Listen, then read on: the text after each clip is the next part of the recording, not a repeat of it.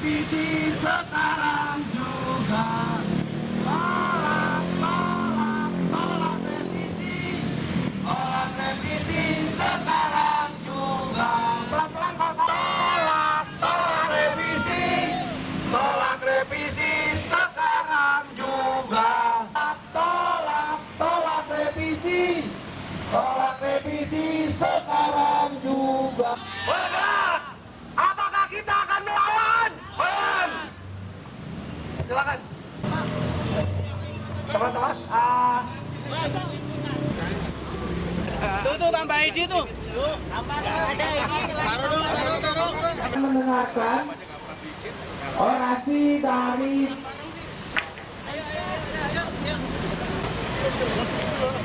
nyampe nggak?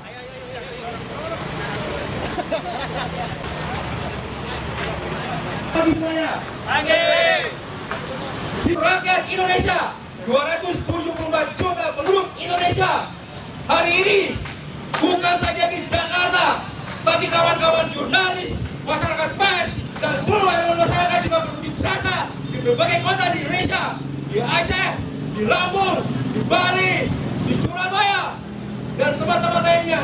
Kita semua menyuarakan hati suara yang sama. Kawan-kawan, hari ini kita berpanas-panasan. Mengapa? Karena kita berharap, kita berjuang supaya masyarakat mendapatkan keteduhan atas informasi yang harusnya mereka dapatkan. Kita tahu bersama bahwa saat ini di draft undang-undang penyiaran terbaru yang kita terima dan sudah kita konfirmasi bahwa itu memang draft yang resmi. Ada beberapa pasal yang sangat merugikan masyarakat. Antara lain adalah bahwa kita, masyarakat jurnalis, masyarakat pers, tidak lagi boleh melakukan kegiatan-kegiatan jurnalistik investigasi untuk publik. Itu sangat merugikan rakyat. Betul? Betul. Hidup publik. Hidup pers. Hidup demokrasi. Dan pada gilirannya itu adalah sangat merugikan demokrasi. Mengapa demikian? Karena pilar keempat demokrasi adalah pers. Mengapa kita panas-panasan di sini? Demi Tuhan, saudara-saudara sekalian, kita pastikan ini semua karena kecintaan kita kepada Republik ini, kepada masyarakat, kepada masa depan. Kawan-kawan, kalau saat ini kerja-kerja jurnalistik investigasi kita memang belum sebanyak yang kita inginkan, udah betul-betul dilarang, itu bukan sebuah alasan. Mengapa? Karena para jurnalis, masa depan jurnalis Indonesia membutuhkan pasal-pasal tersebut. Mengapa? Karena kita tidak ingin koruptor hidup di Indonesia. Setuju? Berjuang untuk membersihkan langit Indonesia dari kotoran-kotoran.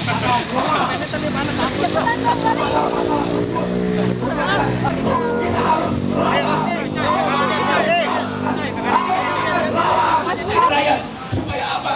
Supaya negeri ini kita berjalan dengan baik, dan kita tidak tahu mengapa kemudian pasal-pasal dari pembahasan balik supaya tidak kemudian dilanjutkan kepada pembahasan lawan. Kita tolak. Mari kita semuanya mengatakan bahwa ini kalau kita semuanya mengabaikan kepentingan masyarakat pers, bukan cuma 100 ribuan para jurnalis di Indonesia, tapi sekali lagi ini kepada 274 juta penduduk Indonesia. Ini lebih pada kelanjutan demokrasi Indonesia harus jalan terus sampai kapanpun juga. Kita perkuat terus TNI. Pengabdian lain kepada pers yang kemudian dilakukan lagi adalah rakyat. Saudara-saudara, mendengarkan kalian ketika pesta demokrasi lalu dan pesta demokrasi nanti akan kami penyiaran merugikan. Kita sama sekali tidak alergi dengan rancangan undang-undang ini. Kenapa? Tapi undang-undang ini harus futuristik, harus visioner, harus melihat ke depan, jangan malah mundur ke belakang. Pemberangusan pers berarti langkah mundur ke belakang, hal yang sangat mengerikan.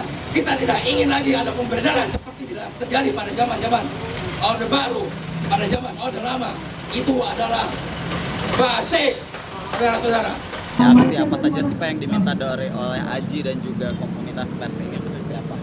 Jadi yang kita bahas hari ini, yang kita perjuangkan hari ini bukan tentang masyarakat pers itu sendiri, tapi tentang 274 juta penduduk Indonesia, di mana kita tahu bahwa saat ini ada pasal-pasal yang sangat berpeluang untuk memberangus kemerdekaan pers yang sedang digodok di legislatif.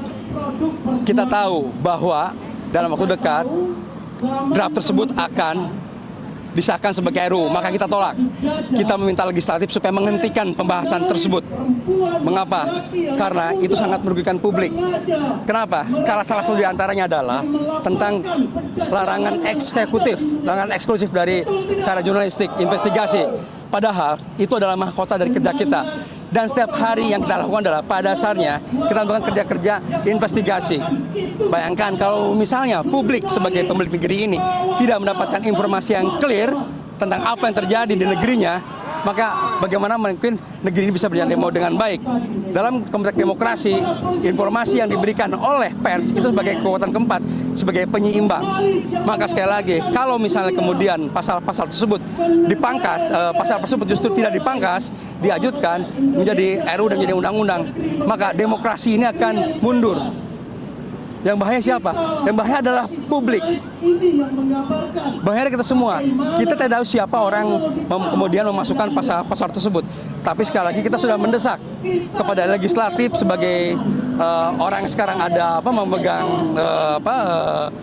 bola tersebut untuk menghentikan pembahasan tersebut. Kita jangan tergesa-gesa mengesahkan RUU ini. RUU ini kita dukung, kita sangat dukung sekali. Tapi bukan mundur, tapi harus maju. Kenapa? Karena RUU ini kita tahu bahwa tahun 2017 tahun lalu sudah dibahas. Tapi sekarang belum selesai juga. Sudah masuk prolegnas bolak-balik gagal. Bayangkan kalau misalnya RUU ini disahkan 10 tahun lalu, 17 tahun lalu, ya mungkin situasinya tidak akan seperti sekarang. Kenapa? Karena sekarang media sosial sudah sangat luar biasa kan. Bagaimana mereka juga memberikan informasi kepada para publik. Nah, jadi bagaimana undang-undang ini kemudian nanti disahkan? Ini harus visioner, melihat Indonesia 5, 6, 10, 20, 34 tahun ke depan. Bukan jalan menjadi mundur. Ini yang buat kita kecewa. Ini siapa yang sakit? Ini siapa yang salah? Ini di luar, betul-betul di luar nalar kita. Dan jangan lupa, ini bukan percobaan pertama. Kemudian kenapa pers akan diberangus? Sebelum kita tahu ada beberapa pasal yang kemudian dimasukkan dalam 4 undang-undang sebelumnya.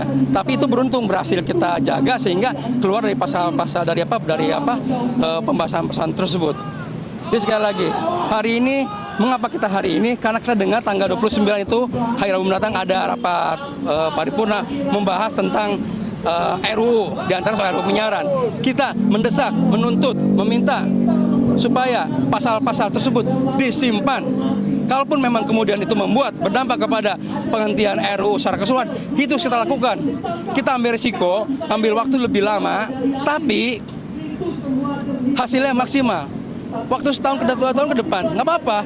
Kita tahulah sekarang sudah masuk prolegnas, tiba-tiba beberapa bulan sebelum kerja Dewan Pers selesai, kenapa kemudian baru dibahas? 4 bulan itu loh, 4 bulan itu waktu yang sangat pendek untuk menentukan nasib sebuah undang-undang untuk Indonesia yang bukan cuma 2-3 tahun ke depan, tapi ribuan tahun ke depan. Ini sangat aneh. Nggak apa-apa. Kita minta mendesak kepada DPR, duduk bareng lagi dengan seluruh masyarakat publik yang terdampak oleh undang-undang ini, yang punya kepentingan dari undang-undang ini, sehingga hasilnya itu paripurna. Hasil yang paripurna, bukan hasil yang sembrono, yang sembarangan, yang serampangan, yang merugikan rakyat, merugikan republik, merugikan demokrasi. Mas, ini dalam masa pembahasan sama perumusan lembaga pers atau Dewan Pers diikutsertakan? Masyarakat pers, saya sudah konfirmasi dengan Dewan Pers, dengan seluruh konstituen. Apakah ada diskusi sebelum draft ini keluar? Saya tegaskan, sesuai dengan sampaikan oleh Bu Nini, Ketua Dewan Pers, masyarakat pers sama sekali, di Dewan Pers sama sekali tidak ada diskusi sama sekali terkait dengan pasal-pasal dalam draft RUU penyiaran ini. Tidak ada sama sekali pembahasan. Itu yang membuat kita bingung. Masyarakat pers mana lagi yang kemudian diajak diskusi? Kalau ada masyarakat pers lain, silahkan sampaikan. Tapi sedangkan undang-undang pers yang kita ketahui, yang kita adopsi, yang kita ikuti bahwa masyarakat pers di Indonesia diwakili oleh Dewan Pers bersama para konstituennya. Dan sampai kemarin, sampai saat ini clear, tidak ada sama sekali diskusi dengan kita semua terkait pembahasan pasal-pasal dalam RUU penyiaran ini. Tidak ada sama sekali. Kita akan terus mendesak supaya DPR menghentikan pembahasan ini. Oke, jangan sampai kita mimpi besar kita adalah berhenti, kemudian kita bahas lagi. Oke, kita tidak bermimpi, tidak berandai-andai kemudian ini disahkan. Kalau misalnya disahkan, memang ada langkah hukum lain. Tapi lebih baik kita menghentikan dari sekarang daripada kita membahas kemudian. Karena semakin berlarut-larut. Dan itu menunjukkan bahwa ketidakberpihakan kepada publik, kepada pers, kepada demokrasi. Kalau misalnya barang ini masuk dalam undang-undang. Teman-teman kita juga yang mahasiswa sudah memahami ada apa dengan undang-undang ini, pasal-pasal ini kemudian keluar. Itu sama saja dengan menghukum publik oleh kesalahan yang tidak mereka miliki. Hukumannya apa? Hukumannya tidak dapat lagi mendapatkan informasi berita-berita yang eksklusif. Itu hukumannya. Apa salah publik? Sehingga kemudian ditahan oleh apa? Oleh undang-undang pasal-pasal itu. Makanya sekali lagi, publik ini pemilik negeri ini, jangan dihukum. Harus diberi sebesar-besar kesejahteraan untuk mereka. Termasuk kesejahteraan informasi. Demikian. Oke. Yes. Apa ancaman terbesar kalau DPR tetap ngeyel maju mengesahkan RUU ini, Bang? Ancaman dari kita? Nah, kita akan terus mengikuti langkah-langkah hukum. Ini negara hukum. Kita tidak bisa melakukan aksi-aksi anarkis, tidak bisa. Kita harus melakukan terus mengikuti dengan langkah-langkah hukum. Dengan kekuatan bersama rakyat, karena rakyat bersatu tak bisa dijatuhkan.